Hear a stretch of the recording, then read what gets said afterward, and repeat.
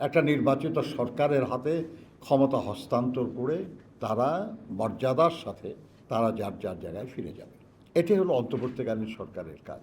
ফ্যাসিবাদ বা স্বৈরাচার তার পতন হয়েছে, কিন্তু এখনও জনগণের শাসন, জনগণের নির্বাচিত প্রতিনিধিদের মাধ্যমে শাসন অর্থাৎ গণতন্ত্র পুনঃপ্রতিষ্ঠা হয় নাই।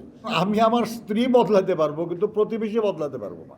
প্রতিবেশী এমনই গুরুত্বপূর্ণ যে আমার দেশের হাজার হাজার মানুষকে খুন করেছে, গুম করেছে, তাদেরকে বিচারের আওতায় আনার পথে বাধা সৃষ্টি করা কোনো বন্ধুত্বের কাজ নয়। এই অধিকার প্রয়োগের বাধা ছিল ফ্যাসিবাদ। সেজন্যই আমাদের দাবি ছিল যে সেই স্বৈরাচার বা ফ্যাসিবাদের পতন ঘটিয়ে একটা নির্দলীয় নিরপেক্ষ সরকারের অধীনে নির্বাচনের মাধ্যমে গণতন্ত্র পুনঃপ্রতিষ্ঠা করা। এটাই ছিল এক দফা দাবি। এটা এক অংশ পূরণ হয়েছে। ফ্যাসিবাদ বা স্বৈরাচার তার পতন হয়েছে, কিন্তু এখনও জনগণের শাসন, জনগণের নির্বাচিত প্রতিনিধিদের মাধ্যমে শাসন অর্থাৎ গণতন্ত্র পুনঃপ্রতিষ্ঠা হয় নাই। আর যতক্ষণ পর্যন্ত না জনগণের শাসন, গণতন্ত্র পুনঃপ্রতিষ্ঠা না হয়, ততক্ষণ পর্যন্ত রাষ্ট্র যতটা শক্তি নিয়ে আধিপত্যবাদ বা সম্প্রসারণবাদ মোকাবেলা করতে পারে ততখানি শক্তিশালী হয় না। এটা সত্য। যে কোনো পরিস্থিতিতে জনগণের ঐক্যই হলো সবচেয়ে বড় দুর্ভেদ্য প্রাচীর, যেটা অতিক্রম করা কোনো সম্প্রসারণবাদী, কোনো আধিপত্যবাদীর পক্ষে সম্ভব নয়। সেজন্যই বারবার আমরা বলি গণতন্ত্র পুনঃপ্রতিষ্ঠাই সময়ের দাবি। এই সরকারের বিরুদ্ধে কোনো অভিযোগ করা, বক্তব্য দেওয়ার আমরা মনে করি না আর কি যে এখন সময় হয়েছে। কারণ এই সরকারটাকে আমরাই তো বসিয়েছি, তার থেকেও জোর করে ক্ষমতায় বসে নাই আমরা, এদেশের জনগণ।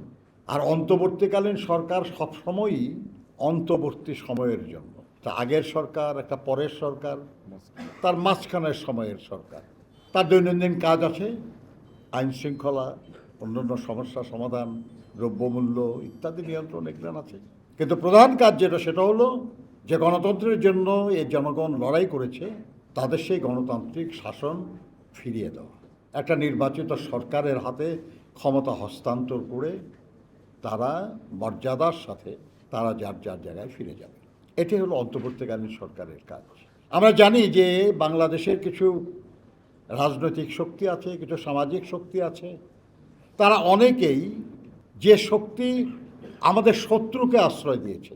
আমরা যে শক্তির বিরুদ্ধে এতদিন ধরে লড়াই করলাম, পরাজিত করলাম, যাদেরকে, যারা অপরাধী, যাদের শাস্তি হওয়া দরকার, যাদের বিচার হওয়া দরকার, তাদেরকে আশ্রয় দিয়েছে। আমরা বরাবরই চেয়েছি যে আমরা সবার সঙ্গে বন্ধুত্ব করতে চাই, বিশেষ করে প্রতিবেশীদের সঙ্গে। কারণ আমি আমার স্ত্রী বদলাতে পারবো, কিন্তু প্রতিবেশী বদলাতে পারবো না। বান্ডেল থাকলে প্রতি সেনমানিতে টাকা বাঁচবে। বিকাশ সেনমানি বান্ডেল কিনে জিতুন প্রতি লেনদেনে। প্রতিবেশী এমনই গুরুত্বপূর্ণ, কিন্তু আমরা চাই সে প্রতিবেশী বন্ধু সম্পন্ন, বন্ধুভাবাপন্ন, যে আমার দেশের হাজার হাজার মানুষকে খুন করেছে, গুম করেছে, এত সব কিছু জানার পরেও তাদেরকে বিচারের আওতায় আনার পথে বাধা সৃষ্টি করা কোনো বন্ধুত্বের কাজ নয়। এই বাংলাদেশের জনগণকে বারবার সেই সাপ লুডু খেলার মতো 93 থেকে 3-এ চলে আসতে হইতেছে। আমরা 93 থেকে 94, 95, 96, 97 করে 100-তে পৌঁছতে চাই। এই পথে যারাই বাধা সৃষ্টি করবে আমরা তাদেরকে ওই সাপ খেলা, লুডুর সাপ বলে মনে করি।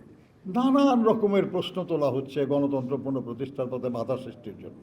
যে ফ্যাসিবাদী সরকারে যারা দোষর ছিল, যারা নেতৃত্ব দিয়েছে, তাদের সবার বিচার অবশ্যই করতে হবে, কিন্তু সেই বিচার শেষ না হওয়া পর্যন্ত নির্বাচন করা যাবে না। এই প্রশ্ন যারা তোলে তারা আসলে এই কথা বলে একটা জনপ্রিয় কথার আড়ালে নির্বাচনটাকে বিলম্বিত করে।